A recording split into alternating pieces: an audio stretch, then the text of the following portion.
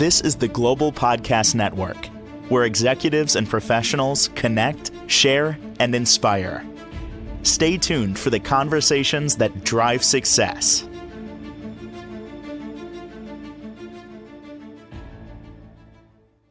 Welcome back to the show. We are honored to have our financial coach and founder of Financial Fitness joining us here today. That's right, Danielle Stevenson is her name, and we're excited for her to be joining us here from Pittsburgh. Again, it's Financial Fitness PGH. Welcome. How are you today?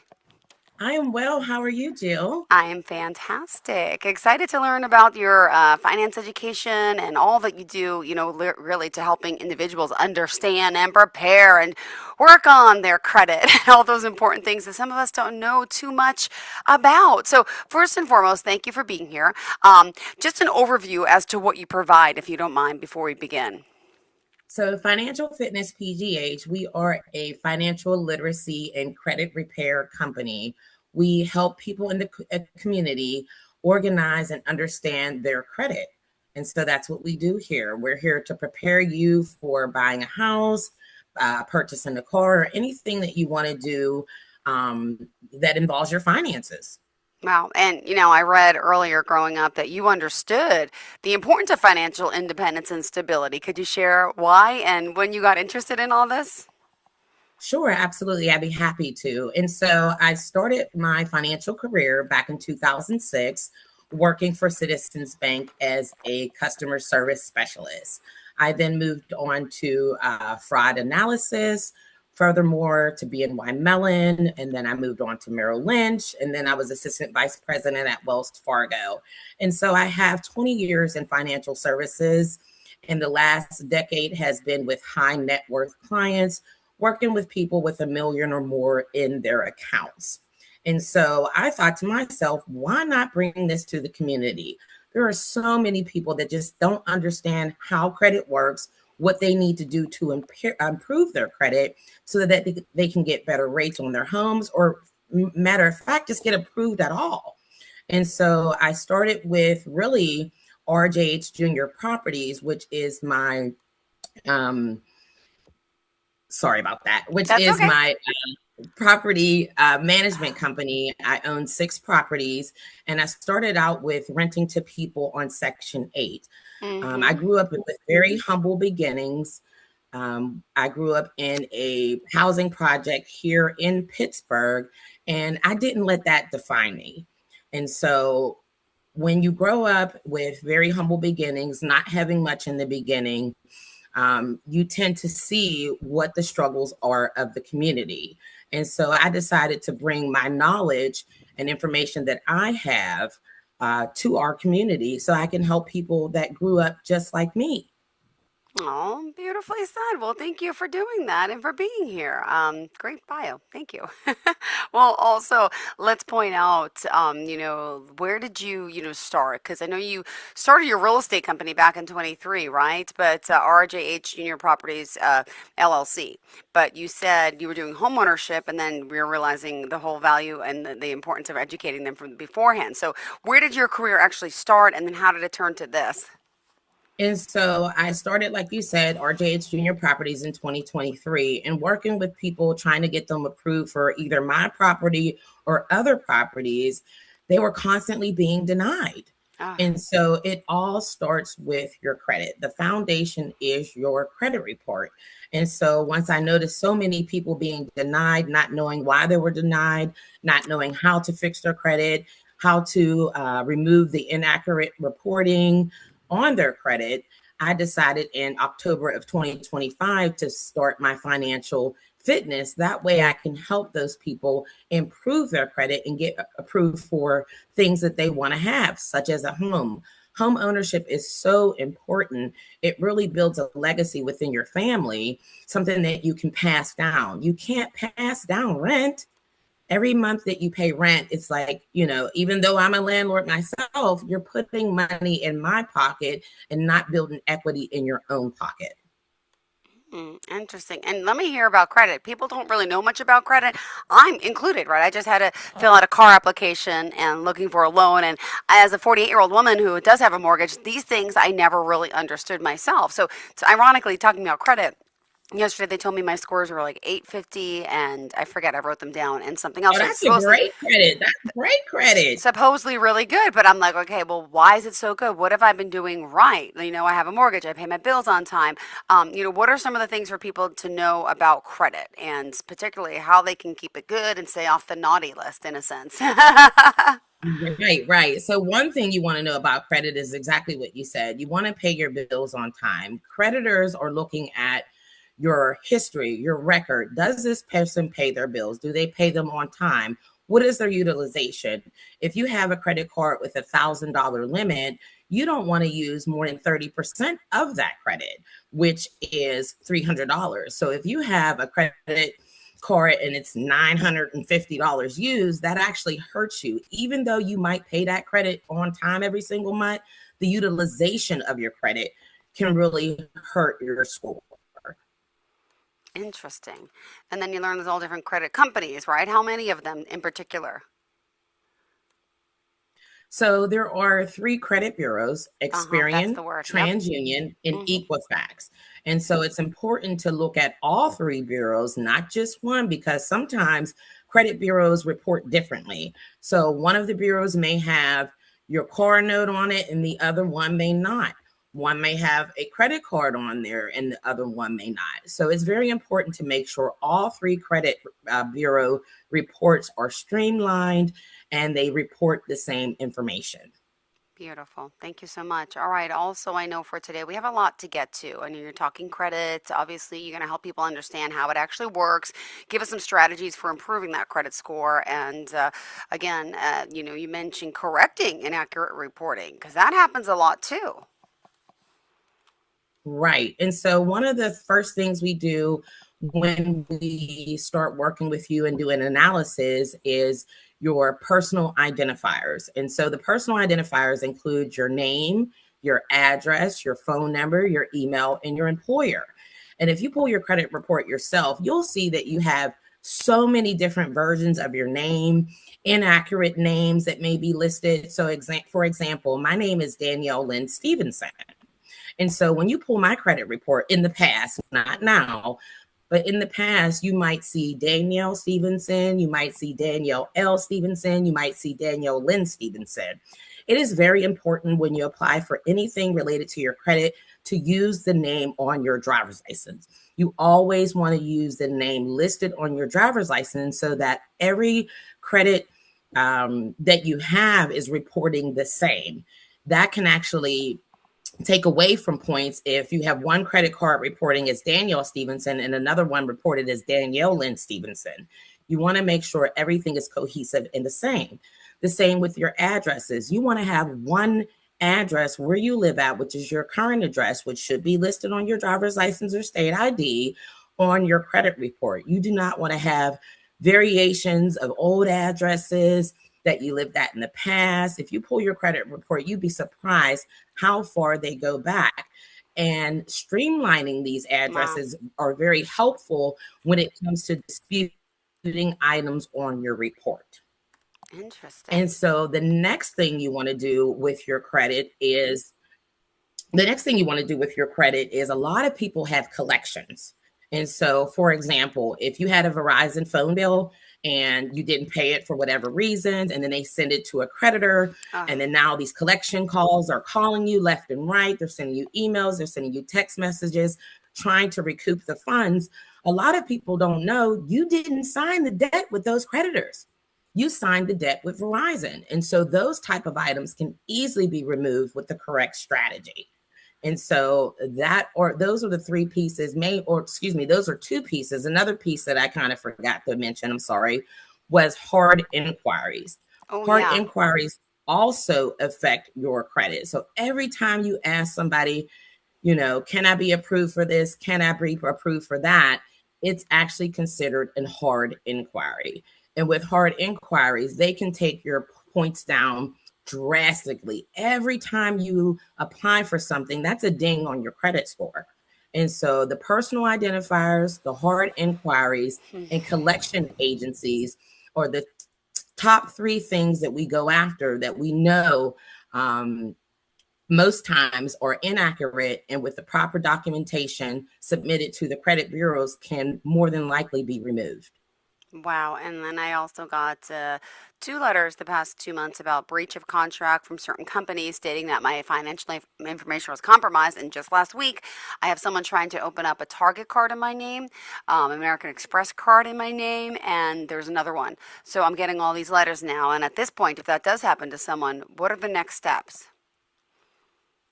So the next steps would be to actually go on to the credit bureau websites and dispute this inaccurate information, to advise and let them know that these are not your inquiries, these are not your applications that you are submitting. And that is something that we help with here at Financial Fitness PGH. We help you discover what's being reported, if it's actually you or not, and what plan of action that we can take in order to remove this inaccurate information. Every person is different, just like in real life. Every person has their own personality, and so does your credit report. It basically has a personality of its own. And so it's important to make sure the credit report aligns with who you are and what you actually applied for, what you actually got approved for, and who you actually owe. Interesting. Thank you for that. Oh my goodness. All right. Well, there's still so much more to be learned and to talk about. Again, Financial Fitness PGH. And again, now, Danielle, you're based, I know, in Pittsburgh, Pennsylvania, but are you able to work with people in all states? I'm able to work with people anywhere in the world. If you have a social security number and you have a credit report, we can most certainly help you. Financial PGH, of course, I'm from Pittsburgh, and that's what the PGH stands for. Yeah. But really, it stands for Plan, Grow, and Hustle. And so if you plan correctly and you can grow your information and your credit report and your financial literacy, then you can hustle to the correct score. And so that's the plan here, is to really take a look at each person that is interested, their credit report, what's on there, and what we can actually do to help you improve your score. Most people I can help with either about 80 to 120 points in your Wow. first round of repair. Okay. Wow. And let's Just with talk. those simple things that I mentioned before. I'm sorry. No, no, that's okay. What are some of the challenges, if you don't mind me asking, and obstacles that you faced, or of course your clients face when it comes to the financial world? So some of the obstacles are just bad debt, not paying their bills on time. That is really what it's about. They apply for credit. They think that they don't have to pay the minimum payment, which I always recommend paying more than the minimum payment, because if you just pay that, you're really just putting money into the credit card company's pocket. And so they don't understand the logic behind their credit utilization, their credit score, and the information on their credit reports. Yeah. All right. Thank you so much. What else do you think is important for your listeners to know in regards to improving their credit and, why that is important to them? And really, it makes you feel good and empowered that you have control of this. So I think it's really important to know just really your credit report, what you have out there, what you are applying for. Just because you want something doesn't mean that you just apply for it. Are you ready to apply for it? Yeah. What things can you do to improve yourself and your credit score and your credit report before you apply to something? And that's what I mentioned before with the personal identifiers, the hard inquiries, and removing those collection agencies. More than half the people that I deal with have a lot of collection agencies on their report. And what they don't realize is when you submit the disputes with the credit bureaus, that you don't owe these people. You didn't sign a contract with LTS funding or whatever the case may be. And so the things that we do is prepare documentation to submit to the credit bureaus to let them know that you don't owe this debt to this specific creditor that has been calling you, contacting you, sending you emails, sending you text messages, demanding funds. These credit companies, they buy these bad debts by the batches, thousands and thousands at a time. And so what they do is they contact or work with Verizon or any other company. I'm just kind of throwing that name out there. It could be any company, and they buy them by the thousands. And what they do is they just attack and attack and attack you until you start making payments to them. And so that's how they get it. They might buy this pennies on the dollar. And if they can get one payment out of you, then they're pretty much satisfied. Of course, they're going to keep going and going and going until they can collect everything that they can collect. But you technically do not owe this company any money. You did not sign a contract with them to pay them. And so there's actually a way to dispute that to have these items removed. Interesting. Wow. Thank you so much. What about budgeting tips and advice? Is there that, do you offer any of that? Anything you want to give our listeners today? What are some of the most easiest things that we could do to start spending less, right? So as much as it may seem tedious, you want to keep a check ledger. That is very important. So you get your direct deposit. For example, it might be $500. You get paid on Friday. You go out on the weekend, you get gas, you buy lunch, you buy dinner, you go out for drinks, and people just swipe, swipe, swipe, and swipe. And what they don't realize is if you don't keep track of that, you end up with overdraft fees. And so it's very important to keep a ledger on your finances when you get your direct deposit, how much you actually spend. And there's so many different apps and different tools within your own banking financial system that you can use to help you keep track of what you're spending. A lot of people don't know that banks post your transactions highest to lowest. And so they don't post it in the order that you spend. And so if you have a check. Yeah. Can you explain that to me? Yeah, I noticed that. Yeah, sure. I'd be happy to. So if you get your check for $500 and you pay your gas bill, it's $250. You get gas, you buy lunch, you what have you. They don't post it in the order that you swipe. Come Monday morning, they're going to post it highest to lowest. So if you had $500 in there, if you didn't pay that phone bill till last for $250, but you did all the spending ahead of time, then they're going to post the $250 first. They're not going to post that coffee that you got for $5. They're not going to post that gas you got for $20. They're going to post the highest amount first, which makes all the other items underneath, if you don't have enough money for, overdraft your account. Interesting. All right. Thank you. I hate that. Sometimes I turn around like, what happened? I thought the money was there. And then things are coming out in different orders. All right. What else did you want to make sure we discuss for today? And so, well, another thing I was going to say on that note is like with gas purchases, people don't know when you pay at the pump, all they hold is $1. They hold $1, not the amount in gas that you actually got. And so you might swipe your card. You thought that they took the $50 in gas out. Meanwhile, they only took out $1. And so you go, you check your balance. Oh, I still have X amount of dollars left. Oh, Meanwhile, gosh, come that next day, the full amount of gas is coming out. And all those little transactions that you thought you had enough money for are now overdrafting your account. Banks can post up to 6 overdraft fees per day. Imagine paying $36 fee for a $2 coffee. Oh my goodness. And that's another thing. Can I just bring up, this is what my dad has taught me. My dad's old school, right? He's older. He's like in his late 70s, and he doesn't understand and comprehend how people can go to places, I'm just going to say like Starbucks, a coffee shop, and spend $6 on a cup of coffee. He's like, are you crazy? He's like, I use my Folgers. It's $5 for the big container. That lasts me. So also I know a lot of us like going out and having that cup of coffee, but sometimes to save money, he told my sister, stop buying coffee. And it's helped save her and her husband a lot because they have been in some serious debt. And that was the first thing my dad, just a random dad, gave advice to, I guess, because he didn't grow up with it. We're in a society where everyone's at the coffee shop drinking away. And it's a social thing, but maybe you got to cut that too. Yes, you definitely have to cut that. Eating out is one of the most biggest things that people do that they actually can peel back. Maybe with yourself, you decide, okay, once or twice a week, whatever days per week that might be, we're going to have food out. The other days you need to plan to cook at the house. You have to have a strategy for pretty much everything related to your finances.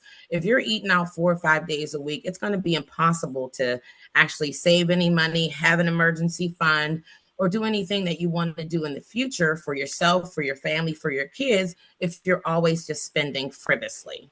So Yeah. it's important to maybe set certain days out of the week where you may eat out. Like on a weekend, that's a good time. You know, you worked all week, you worked hard, you cooked dinner all week. Okay, on Saturdays, we're going to have pizza, we're going to have Ogies, or we're going to go out to a nice restaurant.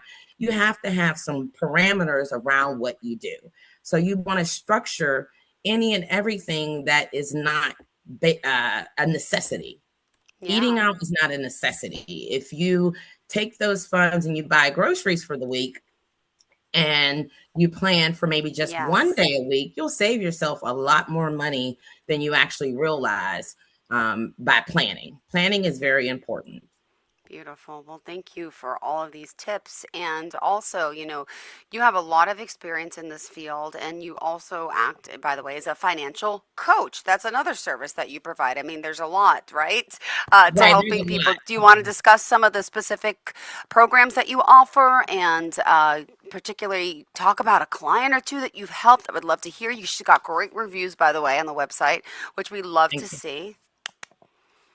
So, a recent client that I helped, we helped them gain 82 points within our first round with personal identifiers and hard inquiries. And so, like I stated before, we send in the letters, certified Yep. mail. That's very important to send these certified. A lot of people want to go online and dispute the transactions, but that doesn't really put a real timeline on the disputes. When you send these things certified mail, they have 30 days to respond, or act, or remove these items from your credit report. And so in the first round for a recent client that I had, all we did was their personal identifiers and their hard inquiry letters. We submitted to all 3 credit bureaus, and within 30 days, that person's score was up 82 points just by Wow. correcting names and hard inquiries. I recently submitted their collection agency disputes, and so we're waiting on those. They have 30 days to respond to have those items removed. And this person did not sign with these collection agencies. And so, unless they can provide that original contract, payment history, they have to remove those items. Yeah, well, thank you for that. Interesting.